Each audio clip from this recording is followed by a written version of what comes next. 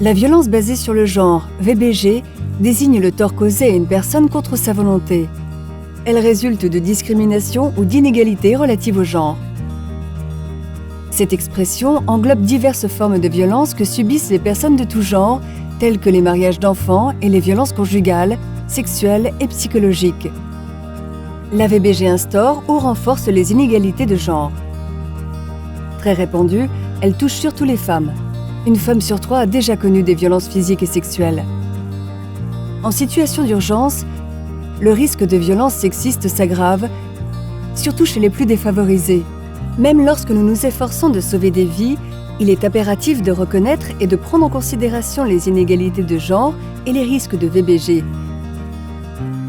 Sans quoi, nous pourrions échouer à aider ceux qui en ont le plus besoin, voire les exposerions malgré nous à d'autres dangers.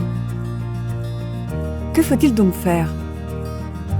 Comprendre que la VBG est une menace mortelle et qu'elle existe bel et bien, que les faits soient avérés ou pas.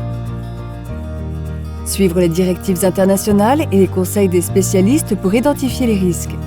Les abris et camps inadaptés aux questions de genre renforcent les risques. Les écoles et activités récréatives, essentielles au bien-être des enfants en situation d'urgence, sont aussi des sources de VBG. En tant qu'humanitaire et dans la limite de nos compétences, il est impératif de lutter contre la VBG. Identifions et ciblons les besoins, les capacités et les vulnérabilités des filles, des garçons, des femmes et des hommes. Parlons avec les groupes vulnérables pour identifier et limiter les risques sécuritaires à toutes les étapes de la réponse humanitaire. Attaquons-nous aux racines de l'inégalité en promouvant les droits des femmes, des filles et des autres groupes marginalisés. Encourageons les hommes à défendre l'égalité et à lutter contre la VBG. La dénonciation de la VBG est stigmatisée et peut provoquer davantage de violence. Elle peut aussi accentuer ses conséquences physiques, morales et sociales, sans compter les répercussions sur le recensement des cas et l'accès des victimes aux services d'aide et de soutien. Les spécialistes doivent apporter une aide adaptée sans délai et établir des systèmes d'alerte confidentiels.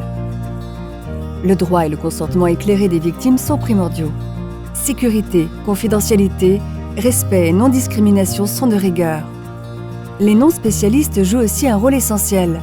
Si quelqu'un vous signale un incident, regardez, écoutez et faites le lien avec les dispositifs d'aide en vigueur. Nous devons tous prévenir, limiter et lutter contre les VBG. Ensemble, mettons fin aux violences sexistes.